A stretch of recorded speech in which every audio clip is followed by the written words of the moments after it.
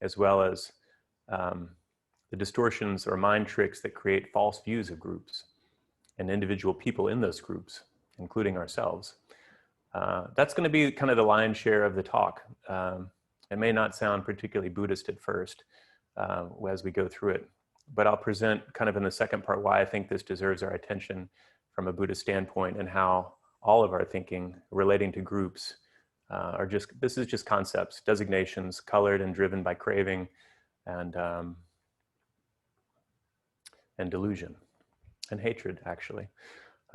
Maybe often delusion is a better way of putting it, maybe not always. But that underneath all that, the Buddha nature in each of us and all of us and all of them, us and them again, is beyond all of that, which is all of these designations and delusions. So finally, after we get through that, we're gonna kind of intersperse conversation, Q&A in between, and we may not get to like a more formal Q&A at the end. We'll see how it goes. But really what I want to discuss in the Q&A, it'll be obvious to us where we delude ourselves and where others delude themselves. It's always more easy to see that. But I think also how the Dharma sort of applies. So maybe we can get to some of that too. Hopefully we will. It's a pretty sharp group, so I'm sure we'll get there. What am I leaving out? Let's see. Okay, so here we go. So John Dida in his book, Heart of Being, writes, "If you cling to appearances while searching for meaning, you won't find a thing. If you cling to appearances while searching for meaning, you won't find a thing." I think, first of all, I think that's generalizable. And secondly, I think you could also read it, if you cling to concepts, generalities, while searching for meaning, you won't find a thing. So what got me thinking about this topic? Hopefully some of you all have found yourselves in similar situation where the people that you surround yourself with actually have a lot of varying opinions, both political and also in other ways that sort of rub against you and cause you to have maybe negative thoughts, maybe putting people in groups and all that kind of stuff. The thing that really set me off is that I have this property up in rural North Carolina, and people up there hold a lot of views that I don't necessarily agree with, but I get along with a lot of them. And one of the views that I have a problem with is racist views. So I actually, have some people that I associate with up there that I would say hold racist views. So people that hold racist views. For some reason, that's a little easier to swallow, I guess, than racists. If I say that I have friends up there that are racists, or that I love people that have racist views, it's kind of like, on the one hand, saying I love racists, or do I just love the people that hold racist views? Again, watch what your mind does when we kind of frame this in different ways, right? So it also colors me, right? So if I say I love people who are racist, or I love people who have racist views, it puts me in different groups one way or the other. This is the difference, but this is the difference in our minds between maybe grandparents that are from a different generation and white supremacists who are obviously in a different group altogether, but we try not to conflate those or confuse those. So this is just kind of a warm-up, this particular example, and it's how I kind of got to thinking about this. I might give you the actual example at some point, but it got me thinking that that maybe that the people that we love, we think of as being maybe the exception to the rule. We put them in a particular group and we have views about that group or perceptions about that group. And then the people that we love, that we know are in those groups, we start to think that they are the exception to the rule. And the truth is that they are the rule and not the exception.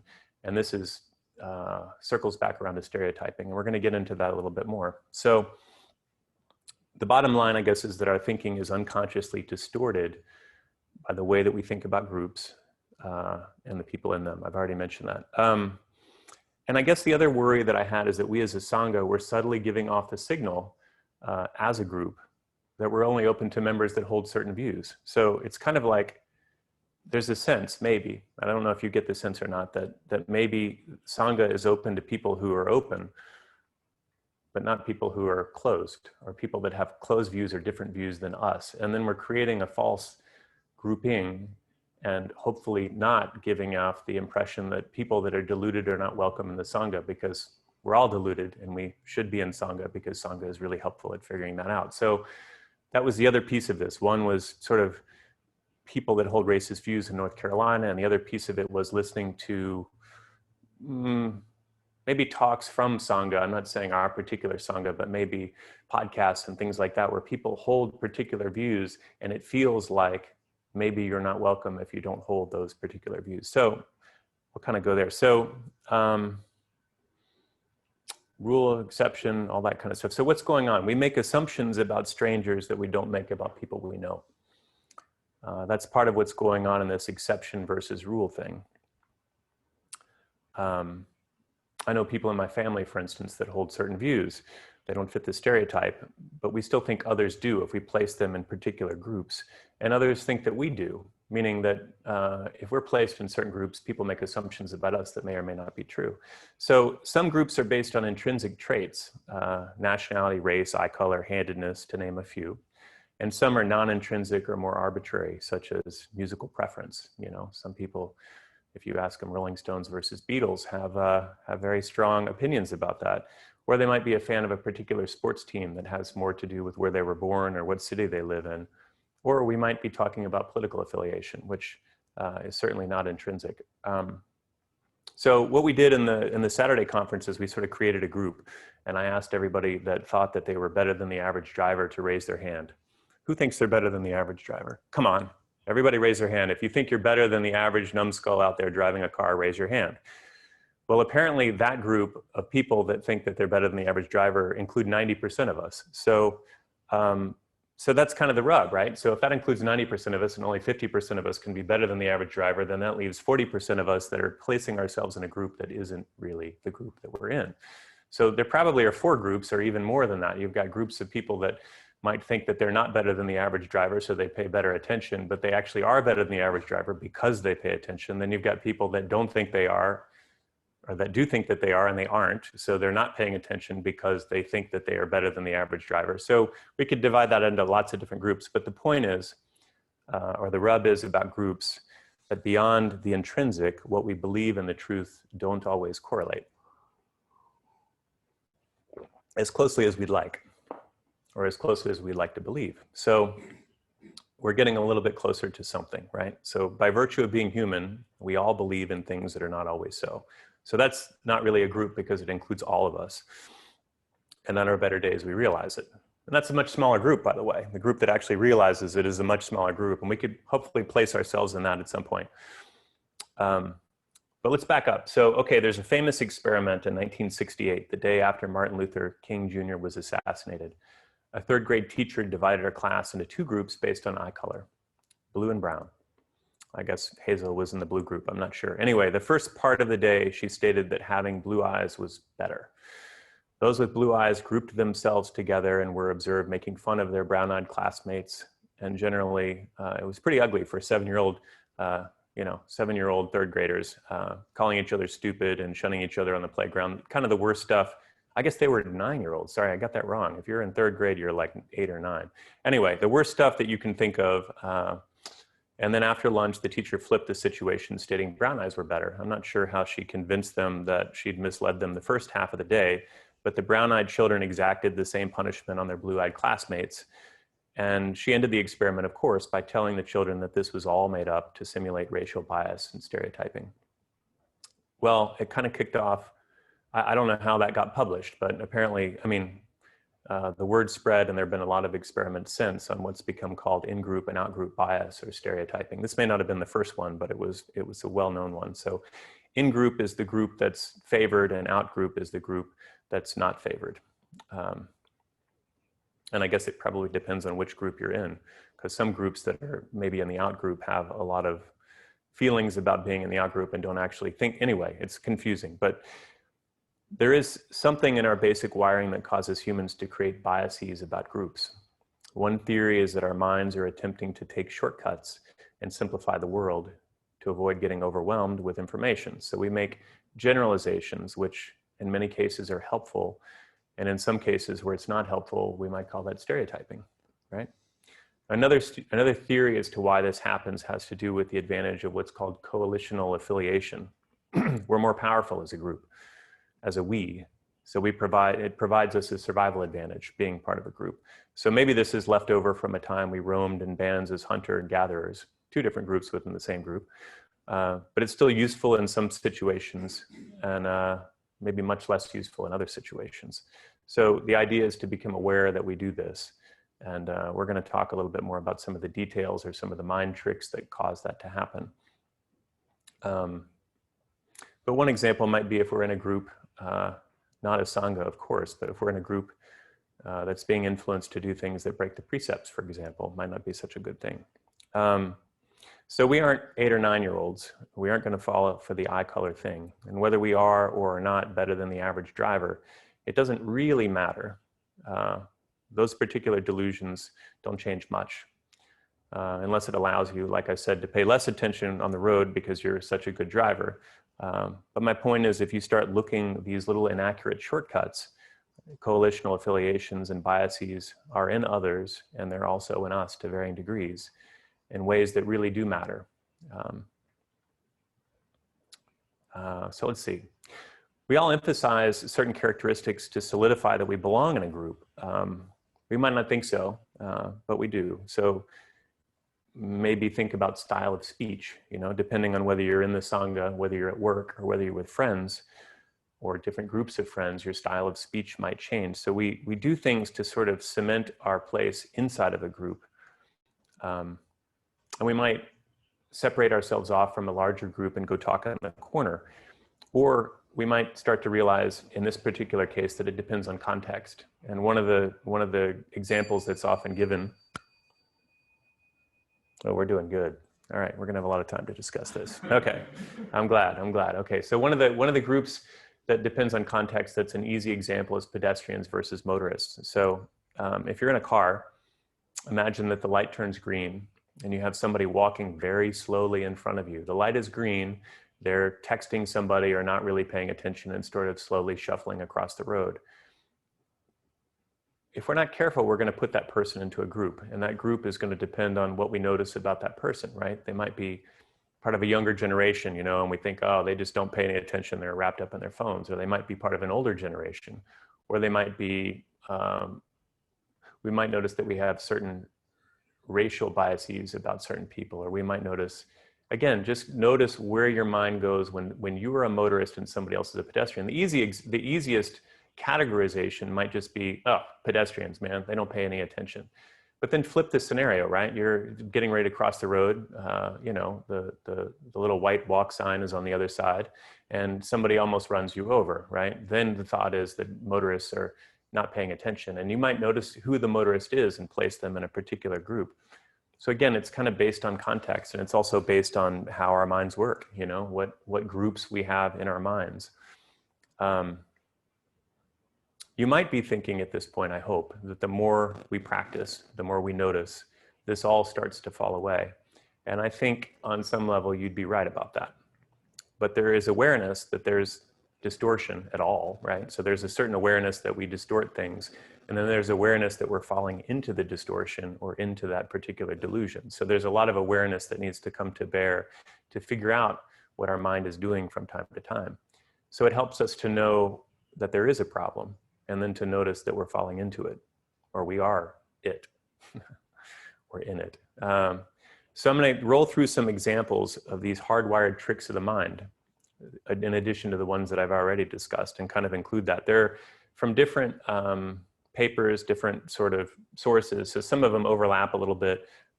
There's going to be some maybe contradictions in there. It doesn't really matter. I just want you to listen to them. And then we're going to start to have a discussion about how they might apply, right? So the first example, so everybody pay attention because we need to discuss this, is in-group favoritism and out-group derogation, right? I may be saying that word wrong, but this is the brown eyes, blue eyes experiment. It refers to the favoritism to our in-group and the lack of favoritism we have towards a group that's different than our self-identified group, or the one that we're in. So this effect may be amplified if the out-group is perceived as threatening to the in-group, right? So any perceived threat of an out-group to an in-group, and it probably goes the other way around too, amplifies the effect. It amplifies the differences that we see between the groups, and it amplifies the solidity with which we are in a group, right? So let's slow down and talk about this one. Can anybody think of any examples where that's the case? And it's okay if you are too timid to say any of them, because I will say them. But let's start a discussion. I can think of one. There was that experiment that was done. I can't remember the guy's first name. It was a psychiatrist named Milgram. And he took people, and you were supposed to question a subject that you couldn't see. And every time they got the question wrong, you thought you were delivering a shock to the person. And as the questions got harder, the shocks got more and more voltage, until at the end, you were actually delivering a fatal shock to this person. And of course, it wasn't really happening, but you were led to believe that it was happening. Stanford Experiment. That's it. Yeah. And 37% of the people, I'm pretty sure I remember that. And about why I remember it was 37%, I don't know. But that's a pretty high number of people actually went ahead and delivered a lethal shot. And, you know, you can do anything to another person if they're not humanized. Right. I don't know. What was, you said the Stanford experiment. What was the one where they, I like that example. And if I remember, I'll stick to that for a second. I remember that the person that was sitting with the person that was delivering the shocks just would kind of say, well, you know, you've signed up for this experiment, and you're doing what you're supposed to be doing. And it was kind of goading them along. So I don't, maybe they were sort of in cahoots. It was kind of like they thought they were in the group with the experimenter. But the other one I was thinking about was the one where they, and I was thinking that this one was the Stanford experiment, but maybe this was something else, where they divided the groups into prisoners versus guards over spring break. Yeah, so they basically selected students at random. They had volunteer students, and then they divided them into two groups randomly, just flipping a coin. And they told one group, you know, we're just doing this thing over spring break or whatever. We're going to be in the basement of this building, and we're going to divide this group up into two groups. One of them is going to be prisoners and one's going to be guards, right? And they did it completely randomly. But then when they interviewed the people, they would say, you know, we've looked at your application, and it really looks like you'd be a very good guard. You know, I think you're going to be really excellent at this particular job. And they look at somebody else's and go, well, you know, we noticed you got busted when you were, you know, here at the beginning first year, and, you know, a prisoner is probably a better role for you. But basically the roles became more and more solidified over time, and the guards became very cruel towards the prisoners. The prisoners were, you know, it became a very much us and them sort of thing. So that's probably another good example. Do we want to move on, or does somebody else want to throw an example out there? Yeah. Okay. So there's another thing, and again, like I said, these overlap a little bit. So there's one called just basically the social influence effect, where people will shift their beliefs in line with the in-group social norm, right? So if we're part of an in-group, we unconsciously shift to become more in line with the group. And if we're part of an out-group, we also move to become more in line with the in-group, right? I'm not sure that this necessarily generalizes to politics or things where the in-group and the out-group are not obvious, right? But when you've got an in-group and an out-group, both groups shift to be more in line with the in-group. So the in-group becomes more sort of polarized, and the out-group sort of shifts more in that direction, or people in that group do. So we do see it some in politics, I guess. But we certainly see it in everyday trends, not necessarily good or bad. I think part of what's going to confuse us here is that social networking is fractured sort of the ability to see what the in-group is and the out-group, because if you can isolate yourself within a particular in-group online, you don't have any sense that you're part of the out-group. So it gets confusing. The in-group, out-group thing, I think, is broken down to some degree. But just talking about social influence and not getting into the weeds on that, the idea that people shift their beliefs to be more in line with a group that they perceive to be the group that they're in, I guess is kind of what I'm getting at. So people, I don't know, maybe we can't come up with examples of that, but if anybody can think of any. Yeah, okay. This John Bolton was interviewed yesterday, and they asked, you know, he's coming out now with a lot of very anti-Trump, stuff and Trump opinions, and he's being very public about it. But yesterday they asked him, since he was so anti-Trump, will you consider voting for Biden? He said, absolutely not. I'm going to write in another Republican. So it's more important for him to identify with this group than it is for him to make a sensible vote. I mean, writing in another Republican is not going to count anything. Right. So you're saying he's identified more with... He's identified more with the group of being a far-right Republican than he is of actually, exercising his right to vote. Yeah. Well, it's interesting, right? Because I think the Republicans are sort of, well, I think all these groups have smaller factions and smaller fractions and everything else, right? So you've got kind of the part of the Republican Party that's feels like they're separate from Donald Trump because they're holding on to conservative views that maybe he doesn't hold. So again, in a way, I'm trying to sort of bait our group, right? I'm trying to get us talking about some difficult issues. I think that's kind of around the edges, right? But I mean, if you talk about kind of in-group favoritism and out-group derogation, right? And then you bring in this social influence piece where people move in a certain direction. You can think about lots of particularly online groupings where there's a little bit of what's the term? Virtue signaling? Mm-hmm. There was also a note online from Bill Cooper that said that an important disclaimer on the prison experiment, excuse me, this is from JP, thank you JP, is that all the participants were relatively wealthy and college white men, and all of with whom had socialized and relatively wealthy. Its findings don't necessarily reflect the tendency of all types of people. So I just wanted you to get to know what he said from there as well. Well, it's interesting. I mean, that's a good point, and I think it probably also led to cohesion within the groups. So if you think about the cohesion within groups, probably having some more similarities in that respect probably allowed those groups to cohese anymore, and probably caused it to blow up. I mean, if I remember correctly, they actually did end the experiment, but it probably caused it to become a little bit more incendiary from that standpoint. Although I guess if you broke it up differently than that, like if you had sort of relatively well-to-do white people in one group, and like you also broke it along racial lines, it would be even more incendiary. But I think the fact that the groups themselves, even though they were different groups, could cohese within themselves probably made it worse. Yeah. I think for me, this is AJ speaking, but this whole concept of groups, I've been thinking about this ever since you did the talk last week, and have had several conversations with several different groupings, just because it's just so, this is the time, right? Everybody's talking, which is not a bad thing. And it really, really got me to thinking, especially when we were talking about some of the examples of what Democrats and Republicans think of each other. And I had to really go back and ask myself, I have a lot of friends that are Republicans, don't necessarily agree with, a lot of the things that the current administration is doing, but a lot of the things that we think are very similar. And then going back to the conversation that you and I had about, wow, we have a lot of similarities, so why are we so polarized? Mm-hmm. And it just has really given me a lot to think about, even with the racial and the social things that are happening, the polarity within the community of color. It's very interesting to kind of observe and actually be in the midst of a lot of the discussions.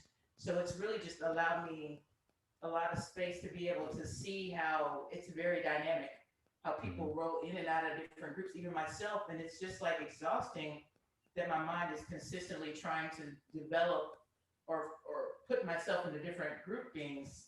And that's something I think to work with as well. Yeah. Yeah. Well, I mean, I think if we can sort of breathe deeply and stay centered, there are some really difficult topics that we could throw in here, right? I mean, and I'll do it. I'll just throw myself into the deep end, right? But the in-group favoritism and out-group derogation, if you hold that idea in your mind, and you hold the social influence one in your mind, where people shift their beliefs in line with in-group social norms, and then you look at demonstrations versus rioting, right? I mean, this is like huge. And if you think about how minds shift in relation to that, again, we can debate other pieces of this, but if we're just looking at the groups and just thinking about in-group favoritism, out-group derogation, and the social influence, the social influence within these groups is pulling us towards, well, one part, let me back up, hold on to that for a second, because I'm going to mention one other thing, which is group polarization, right?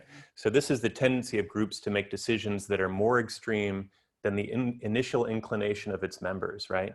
It's a tendency to be extremely in group. So you look at the extremes of a group that you're in, and you tend to get pulled even further in that direction, right? So people exhibit the more radical traits of the group that they perceive themselves to be in, right?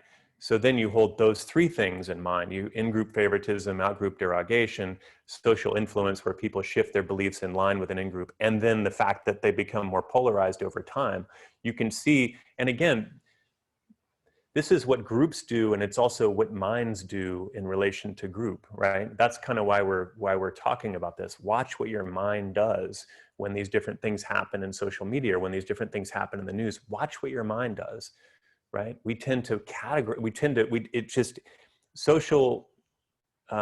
social media is making this so much worse. I mean, so much worse, but it's just like pulling groups apart. It's like, and fracturing little groups, and online is making groups even smaller. And I think about a friend of mine who's kind of he's a conspiracy theorist. I mean, he's a conspiracy theorist and a prepper, and believes in QAnon and all this stuff.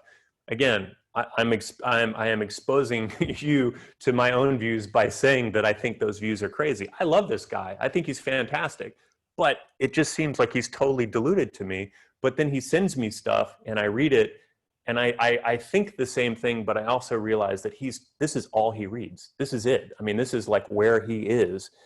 So the online thing, I think, is creating more fractions and more, he can think that he's part of an in-group even when he's like way out there somewhere, just because you've got access to all that online. So in-group favoritism, social influence where people shift their beliefs in line with the in-group, and then group polarization. So we're kind of adding more and more layers to what we're talking about. Anybody want to make any comments at this point? I'll comment. Oh, we got lots of them. Okay, good. Now I'm starting to get under people's skin. All right, so let's go. JP, who else raise your hand, who was next? Okay, Julie had a question, and then two behind you as well. So. Okay, all right, so yeah, this is good. All right, can you lead it? Okay, good. I may have to crawl under a rock, so you keep leading it. I'm going to go somewhere now. All right. So I'll get started. So I think there's two things going on here. Really appreciate the psychological perspective and psychoanalysis from thinkers like Kahneman and Tversky. I think that those are very valuable insights that were drawn of how we think about our relationship for in-group, out-group survival, right? And then you even have other thinkers.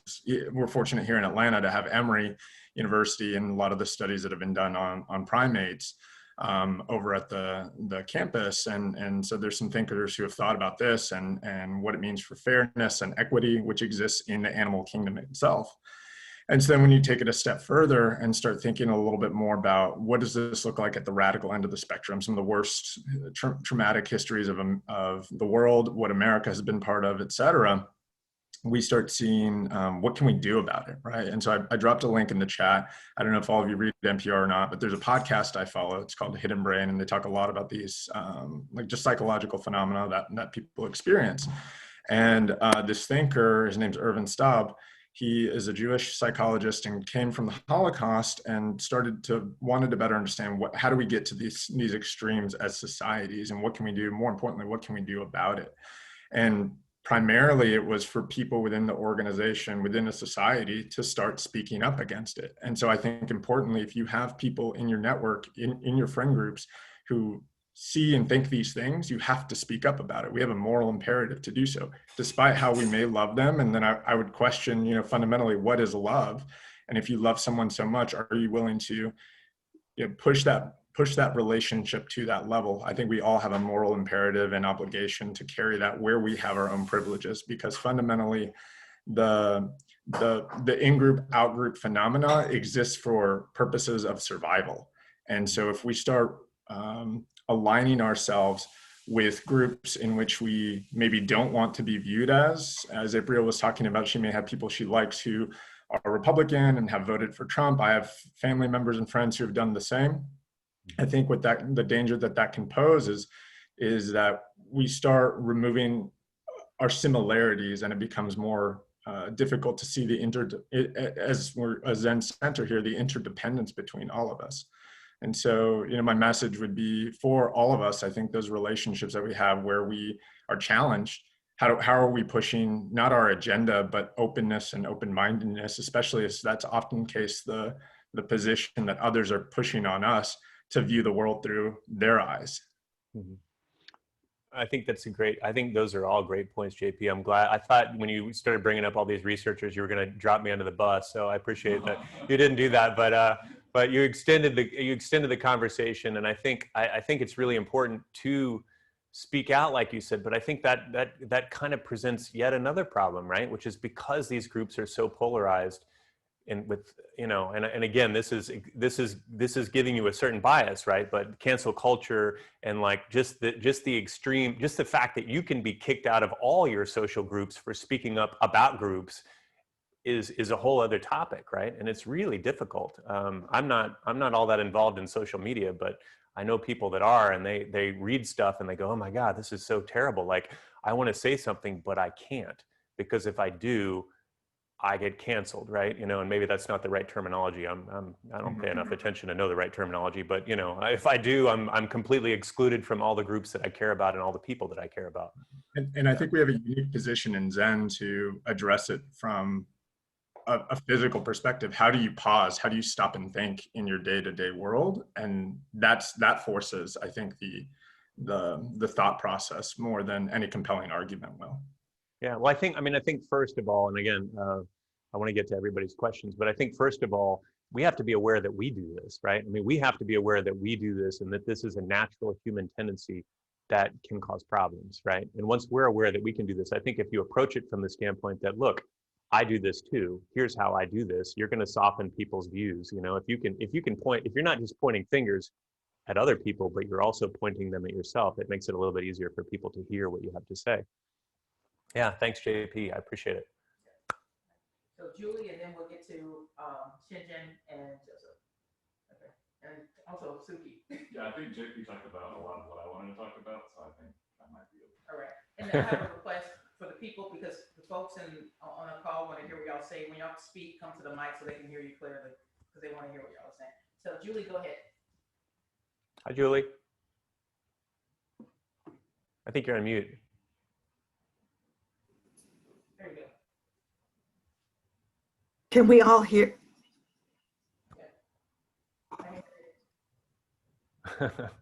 Hi. Go ahead. Oh, I was just going to say that that we're all that I'm old enough to remember when the news was mostly the facts. You turned on the news, and listened, on the TV or the radio, or you got the newspaper, and you in general got the facts of the story, or people were trying to relate them. But it really is sad how social media has really is, like you said, is helping to make people more divided. It's making things worse, because I know, like, I do Google News, and I didn't realize that over time it keeps feeding, I knew they were doing that, but I didn't realize how much they were doing it, where it just kept feeding you information that you wanted to hear. So when I would log on, I would read stuff and I think, oh my God, like everybody must be, reading this and feeling the same way I do. And then it wasn't until like I was in training or something that I was like, I couldn't log into my Google account, and I'm pulling up news stories that are just, in general, they're not for me. And I'm seeing news that I just don't normally see. And I'm going, oh my gosh, like other people are reading these stories, and I'm like, I'm missing this. Like, so now I actually try to log out because I want to see what people are watching.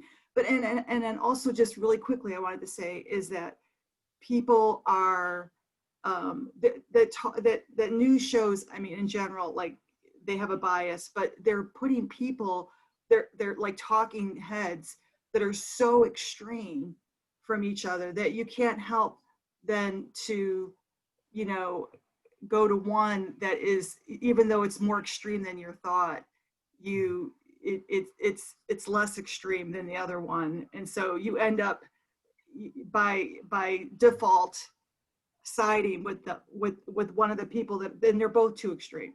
So anyway, it's craziness, the social media. I think it is crazy. You know, Julie, I appreciate you mentioning that. I think, you know, some of the people that have designed the algorithms that we fall into are starting to speak out and say that that this monster we've created is not necessarily a good thing. You know, some of the people that have designed the algorithms that sort of suck us into the same stories that we've already read.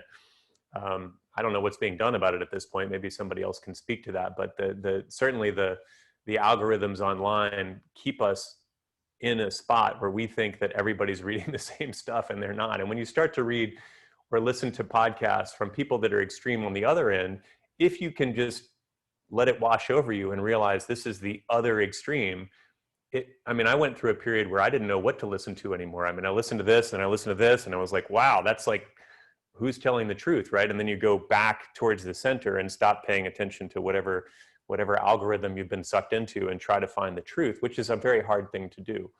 But I don't know, that's kind of where I find myself. It's nice to listen to one extreme and then listen to the other extreme and think, whoa, that's totally off base, and then come back somewhere into the middle. But I don't think most people are doing that. So I don't know, I could be wrong.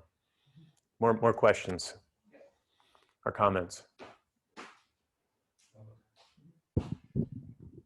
Well, I just kind of want to pull the whole thing back to our practice just for a second. And I think one of the most important things Brian has said in this talk is he goes, think about what your mind does. And that is the definition of right mindfulness. And if we look at the Eightfold Path, it says right. It doesn't mean right versus wrong. It means right. When you balance a wheel, that wheel is balanced.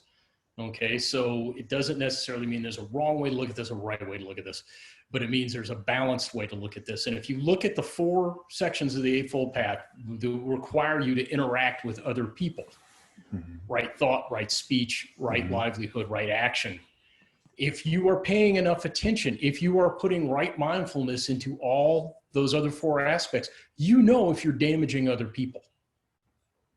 Mm-hmm. So I think that is one of the most important points that Brian has made so far, is pay really close attention to your activity in the Eightfold Path and understand the effect it's having on other people, including groups that you're not a member of, groups that you may not agree with. Okay? Yeah.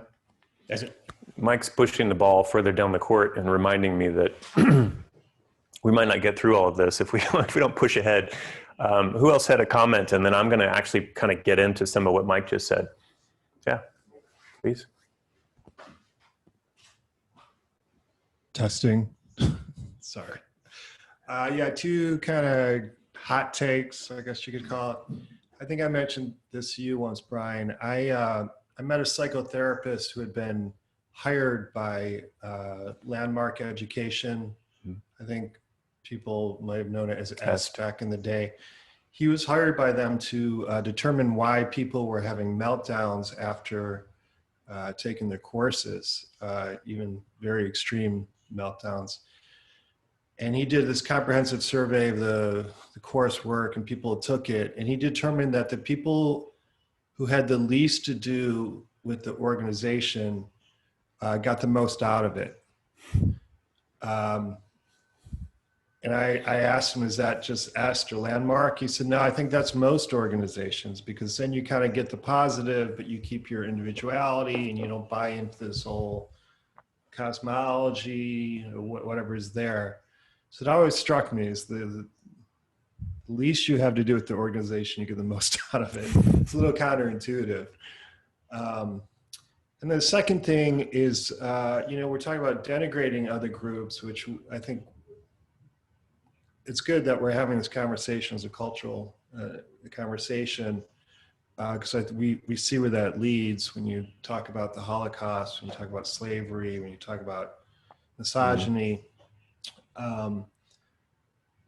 But there's a weird flip side to that where you build up other groups too. And I notice this as a Buddhist, when people ask me about Buddhism, I don't want to talk about it because people have this weird positive feeling toward Buddhism, which in my opinion is totally unearned. Like, we're just as lousy as every other group out there. We're no better. But it's a weird thing because then it cuts off the conversation too, because they're like, oh, Buddhism, and they'll mention a book or something. But, Buddhism, we've talked about this, it's really hard and messy, just like any other wisdom practice. And so as soon as someone's like, I love Buddhists, they're really peaceful, or whatever it is, it just like, it kills the conversation, any life in the conversation. And you don't see people like flocking to like this center necessarily. It's not like they're so excited they want to come. It's just kind of a way of like putting it on a shelf in a way. Like you're a good boy or you're a good girl. It's a weird thing too. So I know, like you're saying, our minds do this. We're like, it's a weird thing. It's like, I'm better than you. It's like a flip side. That's a flip side of I'm worse than you, Like, kind of the only way to come about it is like, we're all equally fragile beings, who are just, tiptoeing our way and stepping on things through life. So that's what I got. You're out of the group, by the way. I'm kidding. I'm kidding. I'm kidding. I'm kidding. Well, let me go over. Are we okay for a second? I just want to kind of we're going to get wrapped up in more discussion. I think that's going to be good. But let me just sort of finish what I was talking about, and then we'll kind of get in maybe to the, like, how does this all relate to Buddhism? We're already in it, but let me just do this real quick. So, perfect timing.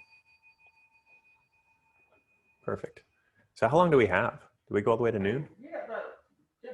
Okay, cool. All right, we got time. So some of the other little mind tricks that we've kind of talked about, again, I said they sort of overlap a little bit, and they, we conflate some of them, we confuse them, but group homogeneity is the tendency to see people in a social group, especially an out group, as similar to one another. So we end up seeing members of one's in-group, we see members of our own group as being very diverse. And I think we see people in the out group as being very similar. So they're all like, we're diverse. That's just something that our minds do, right? So I guess an example, or maybe not an example, but just to kind of talk through that. If someone in an out group if someone in an in group acts in a positive way, we tend to see that action as generalizable among the entire group, right? If something negative happens, and it tends to be in our minds just that individual acting differently than the people in our really diverse group that we're in, right? In an out group, it's the reverse, right? So you see a positive behavior, and the assumption is that that's just that individual in that out group, and it's not generalizable to the whole group.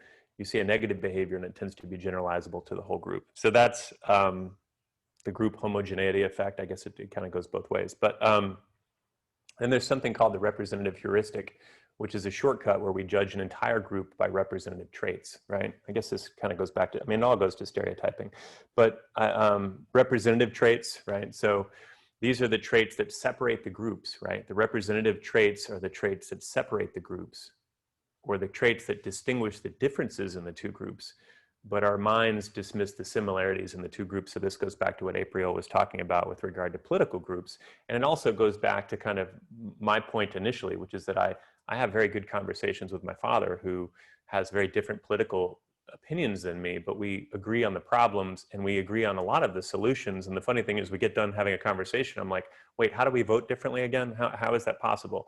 So, so if we're not, again, I know him as an individual, even though he's in a group. So my belief is that he's the exception and not the rule, but I think he's the rule. So the representative heuristic would be seeing the other group only as their differences, right? And a lot of times we aren't even correct about the differences. So the point is that the differences are overrepresented in the mind and overly applied to individuals we categorize as being in a particular group, right? So then the last one that I'm going to talk about, and again, like I said, they overlap a lot, is the conjunction fallacy, which is the conclusion that some small subset of a group is, some small trait within a group is more represented within the group. So the example that I gave on Saturday was sort of the idea that a straight flush, which is just having a hand, like in poker, a straight flush is just having a hand with, 5 cards in a row, right? So any 5 cards in a sequence, but a royal flush is so much fancier, right? But you get that, and I guess the example would be tending to believe that a royal flush is more common than a straight flush, right? Or the more extreme thing is more common within the group. It's probably a bad example. Now that I've done it twice, I realize that's a really bad example. Anyway, the conjunction fallacy is equivalent to believing that, right? So it's like an extreme version of the representative heuristic, right? It's this idea that not only are the differences more pronounced, but that the extreme differences are also more widely distributed within certain groups, right? So now back to what Shinjin was talking about. What does all this have to do with Buddhism? We've hinted around it, we've talked about it. But the main thing is that we're trying to avoid intoxicants, we're trying to avoid poisons, we're trying to avoid delusion. And these are the poisons that are built into the way our minds work, right? And it's causing a lot of suffering on a massive scale, right? So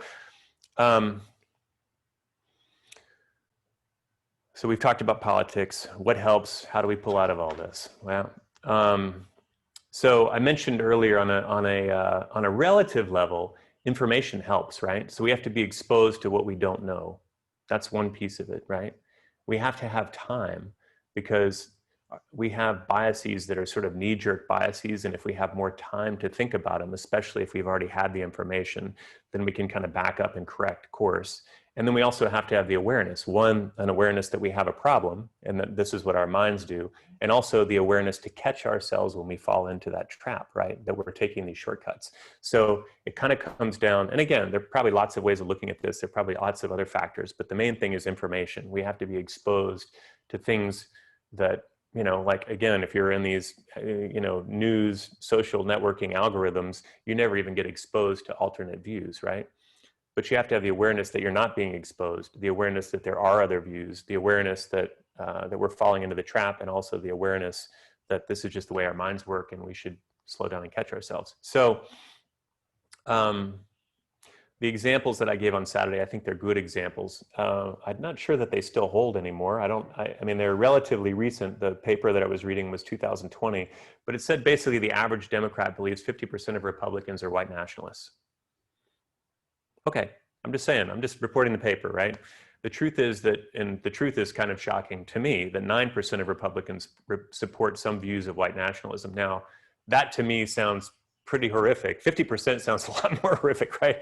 But it's actually a lot higher than I suspected. But again, the Republicans that I know don't support, as far as I know, white nationalist views, except some of the people that maybe I've interacted with in North Carolina, right? I don't know, they don't tell me. They probably know that they probably shouldn't tell me, but I don't know.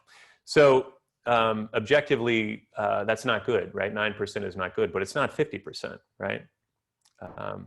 Anyway, let's not get spun out just yet on that. So somebody that's very close to me, I won't tell you who that is, somebody in my family believes that Democrats, or if she says liberals, Democrats, I'm conflating the two a little bit, but the liberals hate America. I don't understand why liberals hate America. Not an uncommon belief. In fact, I think with regard to groups, I think in some ways, if we look at this, and I wasn't talking about this on Saturday, but if we look at this, if you consider yourself a liberal, there's almost a tendency to feel like you should kind of have a negative view certainly about the way things are going, but whether it goes all the way to not loving America, I don't know. It seems like you go to NASCAR races and everybody's got American flags, and you go to, some people's homes and they wouldn't display an American flag if their life depended on it. Again, this is the groupings, right? So, what was I going to say about that, right? So actually 96% of Democrats say that they love America, right? I don't know, breaking out Democrats and super liberal, I don't know all that, right? But that's the least incendiary example I can come up with. So let's see. So this is an example of social influence, group polarization, all that kind of stuff. I think in some ways, maybe if you break it out into smaller groups, maybe there are different percentages. Again, obviously, there are subgroups within groups, and it gets a lot more complicated. I'm going to skip a lot of stuff because I think we have a lot to talk about. What about Sangha? What are our stereotypes about ourselves, you know? And then to kind of get through this last section real quickly, the question is, are we all seeing how all of this thinking about groups is just concept, designation, craving, aversion, delusion about how we believe we are, how we believe individuals out there are? Let's continue being the group that's interested in suffering and its cessation and how our minds create separation. And let's hold that even when we're thinking about racism, politics, or any other inflammatory group thinking, or getting sucked into some kind of algorithm on social media or whatever, anything that creates separation. So I hear, as I say that, and I'm talking about these designations, I'm hearing Hojo Sensei, Elliston saying, Buddha nature, you know, Buddha nature, the fundamental nature of all beings is beyond designation, right? It's beyond female, male, race, nationality, orientation, whatever orientation you want to talk about, Sangha affiliation, political affiliation, and it goes on and on and on. Once everything drops off, all designations beyond all of that, we're all left with Buddha nature, right? And I think that's what Mike was getting at, you know, to some degree. Beyond all that, there are similarities. And I think to go back to what I was talking about Sangha, Sangha should be open to all people, which means all people with delusions, no matter what their affiliation, and they should feel comfortable coming here to look at those delusions. So I just ask you to think about that as we're having conversations, even within small groups within Sangha. Just be careful. Let's see, what else? I think I already mentioned most of this. Again, I'm no expert on all this. A lot of people know a lot more than I do. I just think as I've kind of gone through this and kind of tread the path getting ready for this particular talk, I thought about it a lot before I actually put it together. And I think thinking about it and going through it, while in some ways it increased my suffering because I realized I had no idea what the truth was, in the end, it decreased my suffering because I think I could see this, I could see a fuller view of everything and kind of a wider view, and I don't get sucked into that stuff as much as I did in the beginning. So I think Harold Sankey in the conference at some point said, I wrote this down as I was going through the conference last week, and he said, it's not what you're doing, it's what you're doing while you're doing what you're doing. I think other people have said that in a lot of different ways, but I love that. Right? So I think that goes for what's going on in our mind too. And to end, and then we'll come back to conversation. How much time do we have? We still have 20 minutes. That's great. On Saturday when I did this, we had like 10 minutes to have a conversation. So it really, and we didn't have any during the talk. So anyway, one more quote by John Dido Lory. It's a commentary, obviously, on Heart Sutra. But he said, when the self is forgotten, there is no eye, ear, nose, tongue, body, and mind. There is no form, sound, smell, taste, touch, or phenomena. To forget the self is to realize the absolute basis of all mental constructions. But as long as we are dealing with the eye, ear, nose, tongue, body, and mind, in this case, mind, we are dealing in the world of phenomena, the world of dualities. And in the world of dualities, we know very well what creates pain and suffering. Back to what Sinjin was saying. We don't need any special education to comprehend what creates pain and suffering. We know what hurts us and we know what hurts others. We know what anger is and what joy is. We know what turmoil is and what peace is. As Buddhists, we should understand how we create these realities. I'll read that again. As Buddhists, we should understand how we create these realities. Our experiences don't just happen to us, they are what we do. Our experiences don't just happen to us, they are what we do. So that kind of covers most of it, and it leaves us about 20 minutes to have more discussion. When I say that covers it, that doesn't even scratch the surface. What I'm saying is that covers what I have written down. So join in and let's have 20 minutes. Perfect, David. Yeah. Gasho, thank you for this very timely discourse. And, you know, one of the things I really appreciated your comment about just be mindful, be aware when people are coming here, that this should be, the Sangha should be something that transcends tribalism, that anyone can come in you know, even if they have, you know, we tend to be, people are attracted to Zen, I notice in the United States, do tend to have a certain political ideological orientation. And I've just in times past, especially around elections in the Sangha, I have seen or heard a lot of discussion that is very political in nature and very tribal in nature. And so I have for those of you who don't know, I have an acupuncture clinic south of Atlanta in Peachtree City. And one of the things we've really tried to do is make it a place where anyone can come in from any, you know, whether they're left or right or wherever they are. And it's a real hard balancing act. We may have somebody in the clinic or people in the clinic at the same time who have vastly different ideological beliefs. And it's a tricky balancing act, but just thank you for that you know, reminder to, you know, just focus on helping easing people's suffering and when people are in the clinic. And so we can, you know, especially at times like this when it is easy to get divided and you know, kind of fall back into sort of a tribal you know, mentality. Thank you. Gotcha. David. Yeah, I think, you know, I notice even giving this talk that I give off a certain impression about how I am with regard to my views. And it's funny, I even tried not to do that. I tried not to do that. I tried to like make it ambiguous and like, and I just couldn't do it, right? Yeah. And I noticed the tendency to want to sort of be part of this group and not be part of this group in myself, even preparing this talk, right? So, yeah. You know, when I'm pointing that out, I'm not pointing fingers at anybody other than myself, right? I mean, I'm just saying let's all point the finger at ourselves and try to make sure that we're not giving off that, because I think it's so subtle. I mean, at least to us, right? It's so subtle that we don't notice it, right?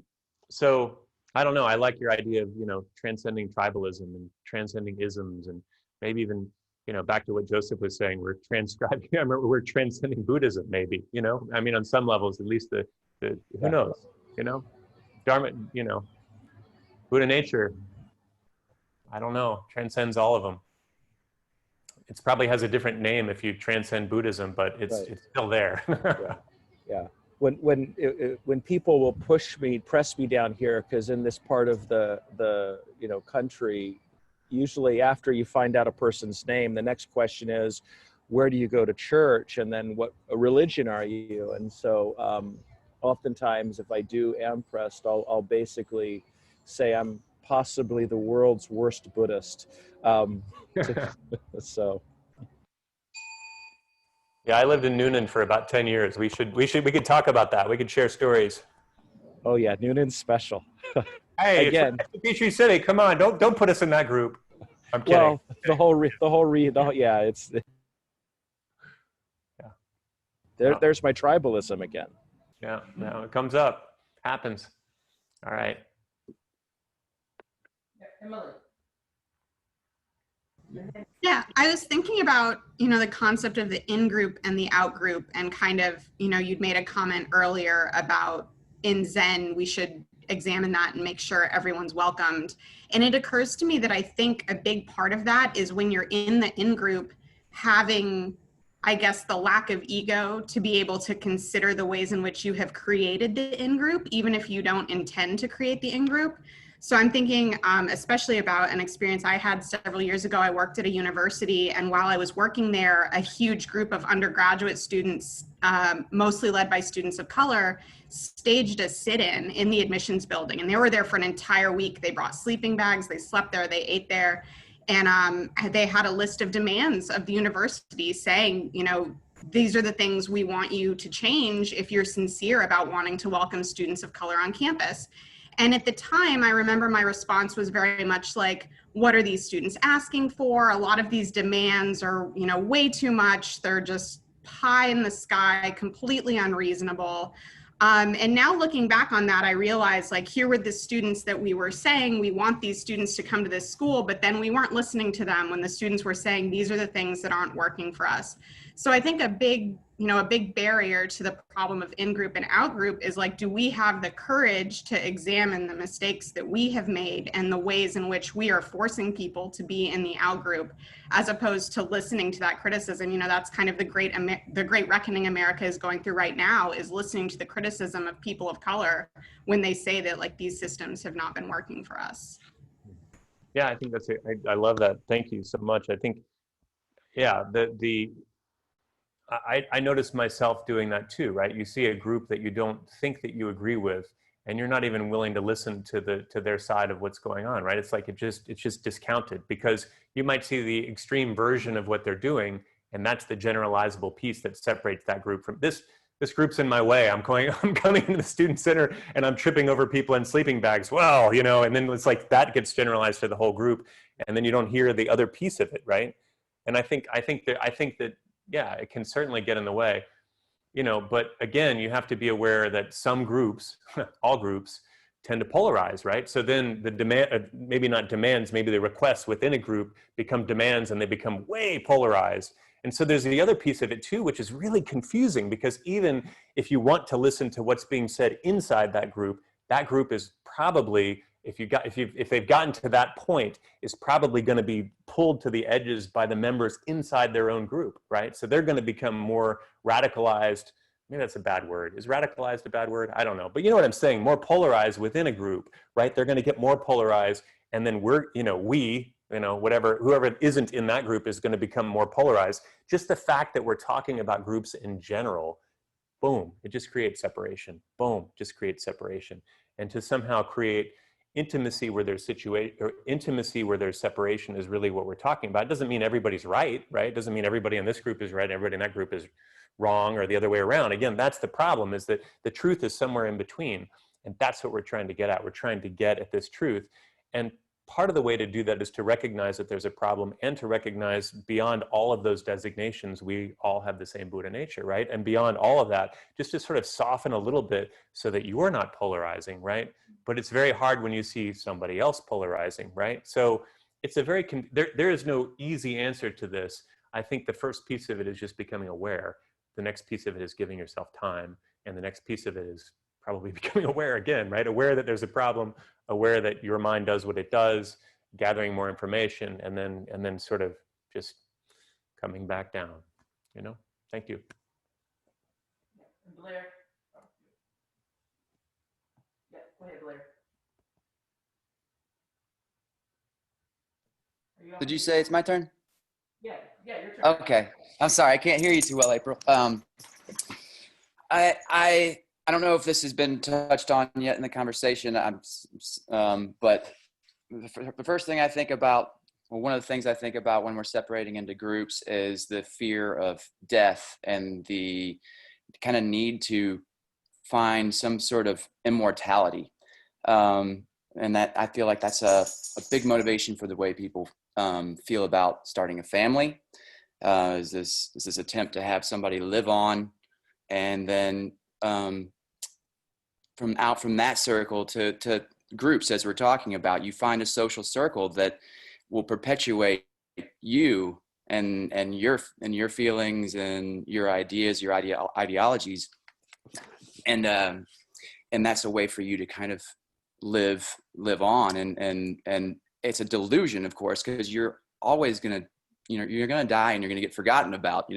Maybe your kids will remember you, maybe their kids will remember you, but eventually your you're not gonna have any family that remembers you. And even in our lifetime with groups, if I was a skater, stoner kid in high school.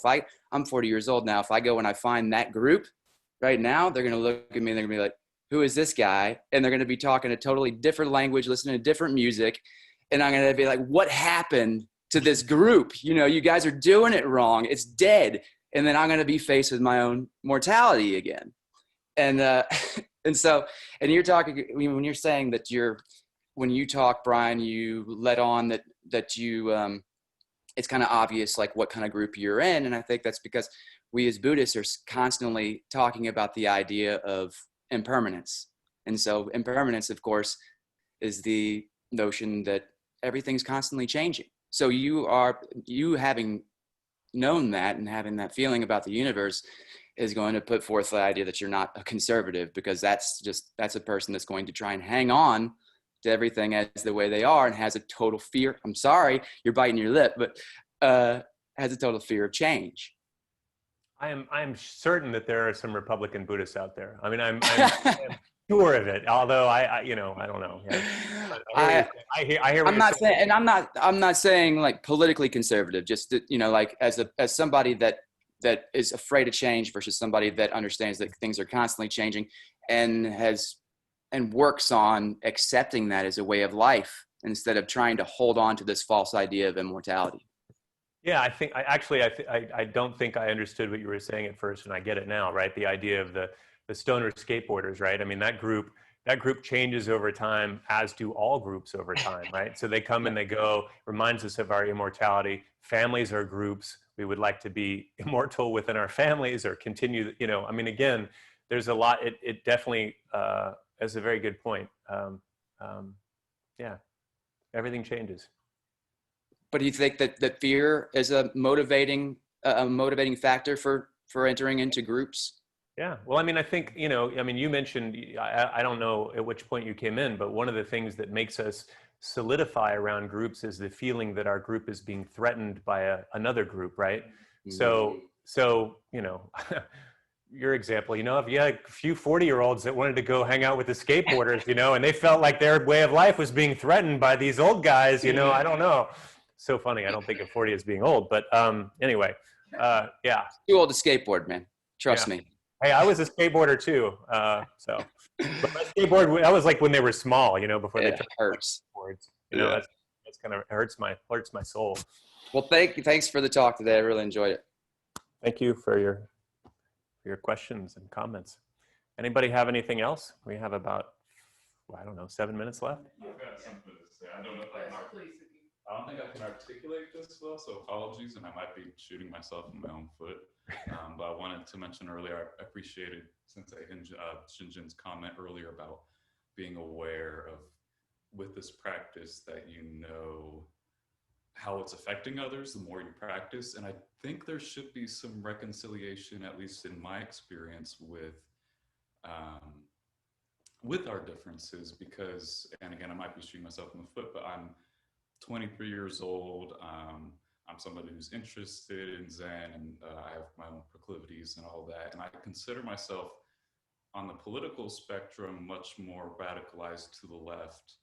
And for me, that pull is sort of on the opposite direction, where I'm in groups that I feel like I need to take more moderate opinions and go towards this thing called the center, where essentially, when we speak about pulling away from the polarizations to the center, we might just be creating this concept of this giant in group that everybody should be in. And I think for me, it is okay that I have my more radicalized opinions if I am with my practice and I know the effects and I know how to appropriately discuss those with others and how they're affecting others, because I could easily hold the same opinions that I have and piss a lot of people off with those opinions. But for those who know me around the room, I don't think I'm somebody who angers a lot of people around. I'm a generally amiable person, and I don't want to say what I am saying as an excuse or justification for just radicalization in general that would harm others. I think within this discussion, there should be some reconciliation that we are different, and that's okay. The practice comes in knowing how you're affecting others. So I just wanted to bring that, my 2 cents in. Yeah, I think that's great. The interesting thing about this talk, and maybe just what kind of led up to this talk, is that I think I've actually, I'm sort of part, it's funny, in my mind, I'm part of this group that's kind of in the center. I think I was more left, and then I kind of went on this journey to sort of figure all this stuff out. And I think it pulled me closer to the center, to the point that feels like my in-group and the out-groups feel like both extremes, right? which I know is also not true, right? I know that that's not true, but it's just interesting to watch how your mind works with this. Again, talking to my father a lot, who has, I say he has different views than I do. The truth is, we're not that far off. We're on both sides of this, whatever this weird center line is that we create for ourselves that probably also moves.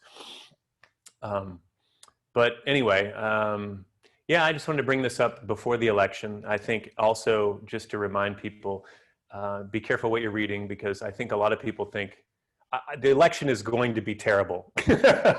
Right? There's no doubt, and it's not going to happen we're not going to know who won. None of that stuff's going to happen. But I think if you look at either one of the extremes, everybody thinks there's going to be like a civil war or there's going to be protests everywhere. I think most people are pretty reasonable, and I don't think any of that's going to happen. I think, you know, we're going to have to wait for the Supreme Court to figure out who won the election or whatever, you know. But I just don't see it. And you guys can, if this is recorded, you can come back and yell at me when that doesn't happen and everything falls apart, right? But I hear people that are on social media saying, "Oh my God, the world is going to come apart," and I'm like, yeah, maybe not. So maybe this was helpful, or maybe this has led me further into delusion. Who knows?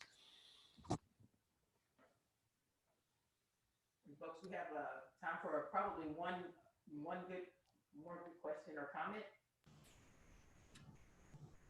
April, I'll add something. I think, you know, to think about the ultimate in group, we all have one, and it's being human and that oneness that we do share. And I think oftentimes we forget that.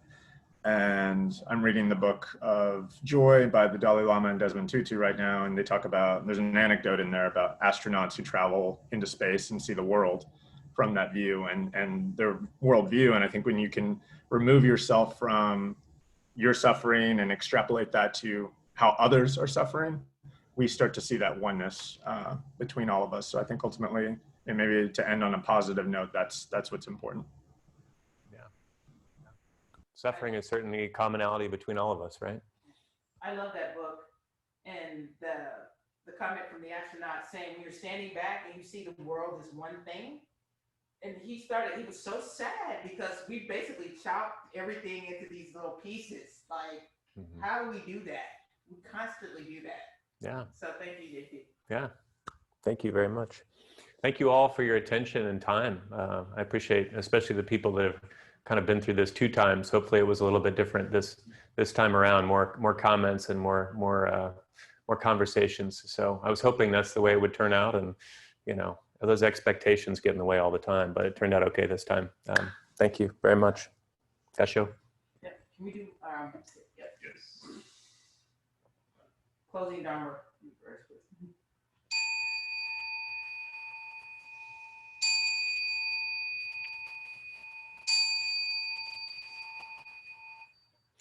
Beings are numberless, I vow to free them.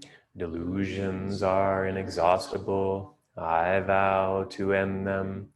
Dharma gates are boundless, I vow to enter them. The Buddha way is unsurpassable, I vow to realize it.